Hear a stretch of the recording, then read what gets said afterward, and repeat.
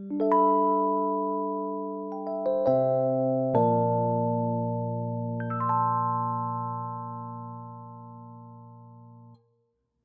to TNC, where I spill the tea and we see how we can learn from it. I am your host, TeaSea, and let's start the tea session today titled How to Be Happier. 7 Tips of How to Be Happier. Just a quick PSA that the delay in uploading of this 11th episode of my podcast was due to me getting so sick that I couldn't speak properly for weeks. Then exam season began in my university, so I had to catch up on work and put this aside. I did not abandon you guys. This is a one-man show after all, and I am a full-time university student prioritizing my grades and well-being. The topic this time is also a more sensitive topic to me, which made me want to do more research and take more time editing the contents of this podcast. If you or anyone around you are in need of help, please seek professional advice, be it therapy or somatic healing. I am just a random architecture university student on the internet sharing my opinions, hoping I can make a difference. So I do not take responsibility for anything, okay? Seek professional advice if you are really struggling. Anyways, friends, I'm so glad to see you again after so many weeks. Get it? Glad? So let's get into it. How do we get to be happier? First step, don't. Seeking a positive experience is a negative experience in itself. You are ever more aware of your lack of happiness when you chase for it. Accepting a negative experience is a positive experience. The first tip of this episode is to accept where you are at. Just acceptance. You are only looking for a positive experience because there is this voice inside you that is nagging at you, putting you in this energy of lack where, by default, you believe that you are not already having a positive experience unless something exciting happens. The search for something is an affirmation that you haven't found that thing. Never search for happiness. Never search for fulfillment. Never search for completeness. Never search for riches, for you already have them all. Searching is a symptom of the misunderstanding of abundance. Do not search for love. Accept where you are and know that you'll figure it out as you go along from there. Now, you don't have to take these things that I've just said at face value. Maybe don't. Maybe it's better not to. I got most of these words off an account on TikTok named Regulated Nervous System. But I do believe that there is some truth in this. So let's search for a middle ground that suits you as well as where you're at. I call it walking the middle path. And again, I did not make that up. That was a phrase that resonated with me when I was younger and which I kept with me. Now on to the second step. Go outside, touch some grass. No, but actually, more and more studies have been coming up telling us that Mother Nature really has all the answers to our health issues. How long does it take to get a dose of nature high enough to make people say they feel healthy and have a strong sense of well-being? Precisely 120 minutes. At least that's according to a study of 20,000 people, a team led by Matthew White of the European Centre for Environment and Human Health at the University of Exeter. I'm not sure if I'm pronouncing it that right. EXETER, where in this study, they found that people who spend 2 hours a week in green spaces, i.e., local parks or other natural environments, either all at once or spaced over several visits, were substantially more likely to report good health and psychological well being than those who didn't. 2 hours was a hard boundary. The study, published June 2019, showed there were no visible benefits for people who didn't meet that threshold. The studies point in one direction. Nature is not only nice to have, touch grass is not just a joke, it's actually a have to have for physical health and cognitive function. According to Richard Louv, Louv, a journalist in San Diego who coined the term nature deficit disorder, this subject was virtually ignored by the academic world. I could find 60 studies that were good studies. Now it's approaching and about to pass 1,000 studies, and they point in one direction. Nature is not only nice to have, but it's a have to have for physical health and cognitive functioning. Japanese researchers have studied forest bathing, a poetic name for walking in the woods. They suspect aerosols from the forests inhaled during a walk are behind elevated levels of natural killer or NK cells in the immune system, which fight tumors and infections. A subsequent study in which essential oils from cedars were emitted in a hotel room where people slept also caused a significant spike in NK cells. For those of you who want the scientific term, NK cells are white blood cells that destroy infected and diseased cells like cancer cells. They are also a type of lymphocyte like B cells and T cells. So, really, just go out there and touch some grass, y'all. Third step, get out of your home and enter public spaces with multiple people. I know that when you're feeling down, all you want to do may be to just stay cooped up at home. And that's totally valid. I'm not shaming any of you. But sometimes when you're bed rotting, objects at rest tend to stay at rest, says Newton's first law. You don't have to force yourself to hang out with a big group of people. You don't have to interact with anyone at all.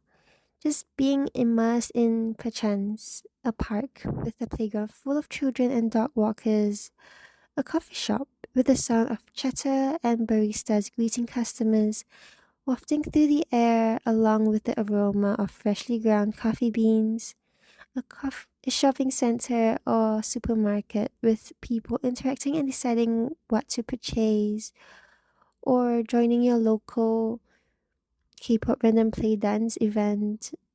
It could do a world of good. It's similar to parallel play. I couldn't find the exact term for it, but I remember coming across it. It's like the energy that a crowd gives you where you're part of something that's bigger than what you could perceive. Now, for the fourth step, exercise.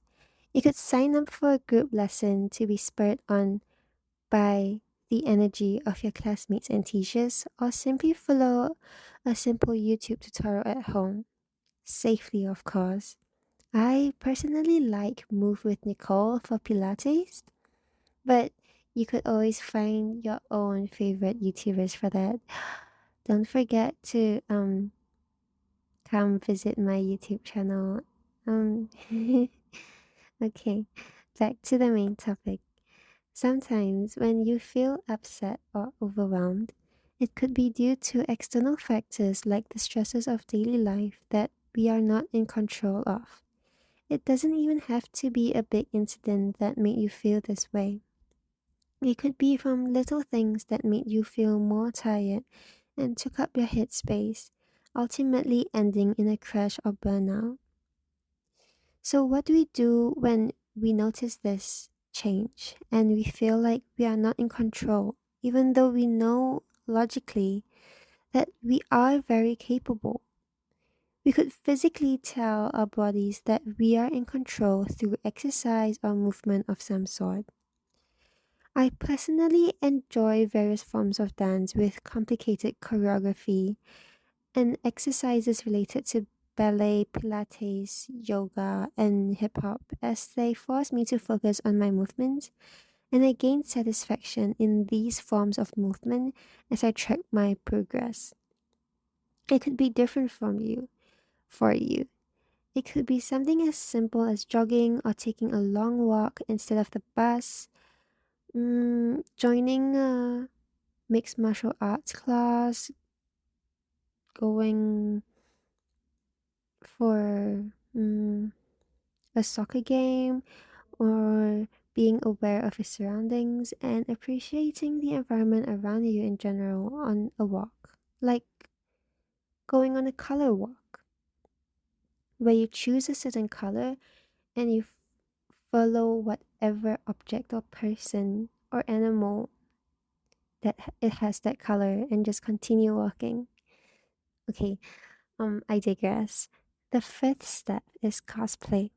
In other words, live with the energy, attitude, and abundance of the person you want to be. A detail that I would add is to avoid listening to sad songs. You know how people show negative emotions and act out songs on the internet as they listen to those songs?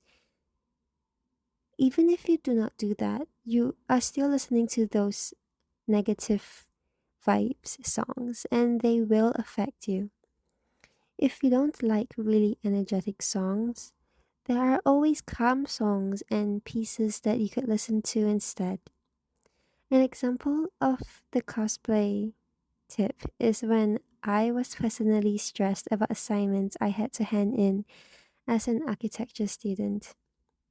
I came to terms with the fact that I would not be able to produce quality work with the mental state that I was in and gave myself half a day off to try to act like I was a humanities student or an art student, taking myself out to different study spots and working on assignments or taking pictures unrelated to architecture. Though I still ended up taking pictures of buildings on that walk, but don't force it. Allow yourself to just pretend that you do not have those responsibilities for a while. Responsibly, though, if you have a child or animal or something of that in that vein in your care, I'm definitely not asking you to abandon the life that you are in charge of. You could ask someone you trust to take over those responsibilities if need be for a while, but you get the drift. Another thing that I did to feel better and cosplay as a person who is in control was to just do basic self care, like dressing myself up to appear like I was in control, dressing properly, or doing the housework because that is what a person in control would do. Your answer on what you want to cosplay as does not have to be anything remotely similar to what I have shared. It could be entirely different. Find out what works for you. On a smaller scale, it could be as simple as putting on an uplifting song and dancing to it or making a TikTok with it, such that for as long as the song plays, you are in that abundant, uplifting energy. Maybe even do a whole playlist for that. In other words, this fifth step, cosplay, is for you to live in the energy of what you need, blocking out your negative emotions for a moment to trick your mind and body into feeling better. There is a science to faking it till you make it. Just like how your body still produces those feel good hormones when you smile a fake smile. Of course, this is not a sign to block all of your emotions out and put on a facade for the rest of your life. This is a form of escapism that makes you look to a positive future or emotions that you want to have to be in that energy for a while, thereby manifesting and making you feel better for a short while. Decide on a short period of time where you will allow yourself to perform this future looking forward looking form of escapism. Allow yourself to face reality when this chosen period of time is over. Don't forget to perform the duties that need to be done during this period, like ensuring children or animals in your family are fed or that you pick up your child from school. Or at the very least, ensure they are done by, like, the tasks are done by asking trustworthy people around you for help to tackle your duties for, say, maybe just those 1 to 5 hours that you allow yourself to relax. The sixth step is diet. And no, I am not asking you to starve yourself. Hmm. Let's first bring in the concept of Maslow's hierarchy of needs. I'm not sure if I'm pronouncing the name correctly, but you get it. Maslow's hierarchy of needs is a motivational theory in psychology comprising a five-tier model of human needs, often depicted as hierarchical levels within a pyramid. The five levels of the hierarchy are physiological, safety, love for belonging, esteem, and self actualization from lowest to highest. Lower level basic needs like food, water, and safety must be met first before higher needs can be fulfilled. Let me give an example. So, a real life example would be a friend of mine who used to be my classmate. She was so focused on achieving good grades in her studies that she would get tunnel vision and randomly tell me that she was in a bad mood or just act really tired during exam season or frustrated, but she didn't know why. I would ask her, have you been eating your meals on time? When was the last time you drank enough water? Have you been showering regularly like normal? And there would be silence. And I understand that it could be a hassle for some to take care of themselves when they get tunnel vision, but I hope that all of this convinces you that meeting your basic needs is not just a maybe, but it is a must be. It is important, okay? When your basic needs are not met, it would be harder for us to have the energy or motivation to pursue our goals. In the same vein, I find it motivating to tick off meeting basic needs for myself, such as vacuuming my room or cooking my meals on my task list, to tell myself that I have achieved more than I think with the limited energy I have. It is only normal for everyone to have their bad days, especially for us women or people with ovaries, as we have our luteal phases. The luteal phase is this post ovulation phase where estrogen levels will start to fall as our levels of progesterone arise. This is because progesterone has a depressant effect when compared to estrogen and may lead to low energy and low mood. So sometimes it's really not our fault. The consistent 9 to 5, 5 days a week schedule is not really designed for our bodies. So don't fault yourself so much. Learn to give yourself grace. In this diet for this tip, feed yourself healthy lifestyle habits and good food for your body and soul, as well as a good mindset. Zooming into the topic of food, there are specific foods which are apparently scientifically proven to be powerful mood boosters. I personally like dark chocolate the most as a versatile snack, which you can bring with you on the go and maybe sometimes pass to friends as a little treat. With my university not having many food stores open nearby in the middle of the night, which is when we architecture students often slave away on campus, I have exchanged snacks with friends in exchange for them helping or teaching me bits of how to use software or just to raise morale in general. Rich in flavonoids, dark chocolate has been linked to increased serotonin levels, which may help alleviate symptoms of depression. Add chunks to your morning oatmeal, melt it into coffee, or just enjoy a small piece as an after dinner treat. The possibilities are endless. Other mood boosting weapons include bananas, which are packed with tryptophan, an amino acid that's a precursor to serotonin. They're also filled with vitamin B6, which aids in mood regulation. Berries like strawberries, blueberries, and raspberries are rich in antioxidants that combat oxidative stress, which has been linked to mood disorders.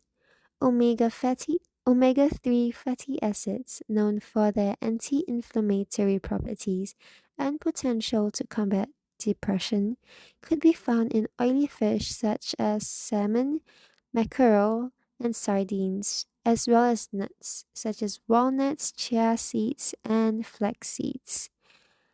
Complex carbohydrates such as oats, especially steel cut oats, which is less processed than, say, instant oats, release energy slowly, preventing the sugar spikes and dips that can affect our mood. Spinach and avocados are rich in folate, a B vitamin that helps produce the mood regulating neurotransmitters serotonin and dopamine. Sounds familiar? Filled with amino acid L-theanine, green tea may help promote relaxation. Chicken and turkey are excellent sources of tryptophan, which boosts serotonin production, elevating mood in the process. These are just some of the many elements that you could choose to add in your diet to improve your mood. I'm not asking you to memorize all of these. You could just remember that these exist and try to remember the foods that you personally like to eat so that you could make it a habit to consciously choose what you include in your diet, be it lifestyle or food. And now we've come to the seventh and final tip of today's podcast: release. Find a safe and healthy form of emotional outlet to let all those negative emotions out. After the first step of after the first step of acknowledging their presence, allow yourself to feel your negative emotions. They are just as much a part of you as all the other emotions out there.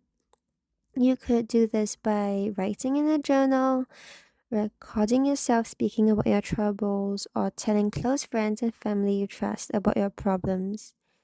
Just find a way to let it all out instead of keeping all those thoughts and words in your head. There's no light without dark. Comparison is the thief of joy. Whatever placating words I've used, while I genuinely hope that they do help you, if they don't, maybe you could try to find a comforting phrase or sentence that pulls you through these dark times. If they don't comfort you, that's okay too. Sometimes, when we feel really lost or apathetic, it can seem like nothing can bring us out of the abyss, and perhaps all we can do at that point is to wait for it to pass. I hope you enjoyed the tea today. Have you ever felt the need to pursue happiness? How do you think you will move forward after this with the knowledge of concrete actionable tasks you could use to make yourself feel better? How do you aim to include these tips in your daily life through lifestyle habits? I would like for you to journal and write down how you feel or have felt before when going through a slump, as well as which of the seven tips I have shared so far are applicable to you. Which three tips I have shared today are most important to you, and how will you be implementing those three tips in your life? Write down how you're going to do it the next time you feel unwell, or just in general, how you're going to use these tips in your daily life. It takes time to build a habit. Have patience. It is okay to be gentle with yourself. We are all going through this, and this is your first time living this life. Here is your most aggressive reminder to heal loudly, because we almost lost you in your silence. Do share your insights and such with me in the comments, or just send me a hi on Insta through my link tree. I would be excited to read them. It's going to be okay. This is the end of this tea session. Thank you for joining me today, and I look forward to meeting you again. Until next time, bye bye.